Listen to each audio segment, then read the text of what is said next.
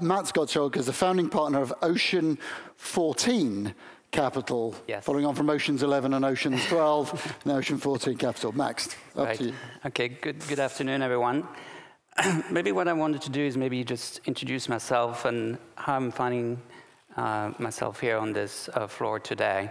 So my name is Max Gottschalk. I'm the founder of Ocean 14 Capital. I've been 25 years in the asset management industry. I started in the hedge fund industry, and I started a business. I grew it and sold it in 2007.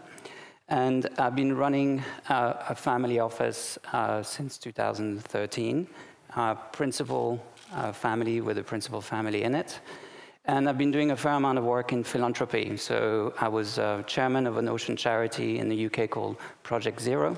Actually, we worked together with Sky Ventures. And so I learned a lot about the issues the oceans are facing. And I was very I think all of you in this room realize the challenges that we have in front of us in trying to keep our ocean healthy. And I was just quite frustrated by the little amount of money that was sort of going into the oceans through philanthropy. As you know, 5% of the money raised each year to philanthropy goes to to environment, and 0.5% to the oceans. So I was quite frustrated, and so I started to look at investments in this space. And so over the last couple of years, I've been making a few investments in the blue economy, and I found some great companies, great ideas, great technologies that I think can make a big difference. So I deployed some of my capital, but again, I don't have unlimited capital, and the capital I have can only be somewhat, I wanted to see if I could use my experience in building an asset management business to bring and attract other capital alongside me to help invest in these great companies. So this is how Ocean 14 Capital was built. So this one? Here we go. So Ocean 14 Capital is a partnership between Blue Marine Foundation in the UK and Vedra Partners, our family office. We're focusing on SDG 14. We're raising our first fund as a $200 million target. We want to be very competitive in terms of our rate of return, because that's the only way you can attract capital. So we're looking at a 15% net IR to investors, but we're very much grounded on impact. So all of the investments we do have to have a measurable impact that we can then report back to our investors. Today, we're a team of 8 dedicated people to the Ocean Dedicated Fund, and we have a team of 14 people who support that effort. So where do we invest in? And I think it's not too dissimilar to some of the other ocean funds you've seen out there. We've taken SDG, we've broken it apart into different components, and we're looking at food security as one element of our investments, and marine ecosystem as a second element. So sustainable aquaculture, fish feed, supply chain, synthetic protein. I think these are all great opportunities. This fishing industry is due for great disruption, and we want to be part of it and back companies in that space.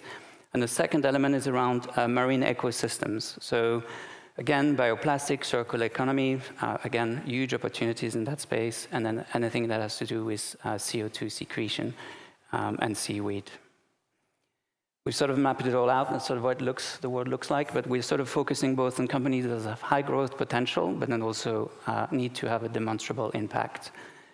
Where do we sit in the world of funds or impact investment vehicles? We sit between sort of, I would say, smaller funds that are dedicated in investing in emerging companies, so startups, early ventures. We're more late-stage venture to sort of growth equity. So we're looking to make 10 to 15 investments, $10 to $20 million per investment, so we want to be a fairly active investor, and we want to sort of help our companies grow and prepare for exit. There's been a number of large impact investment vehicles that have been set up over the last couple of years. So TPG, KKR, Bain Capital have launched funds that have been well oversubscribed, but there are very limited amount of places they can deploy their capital. So we want to help companies coming out of the marine ecosystem grow and position themselves for a trade sale in 5-6 years' time.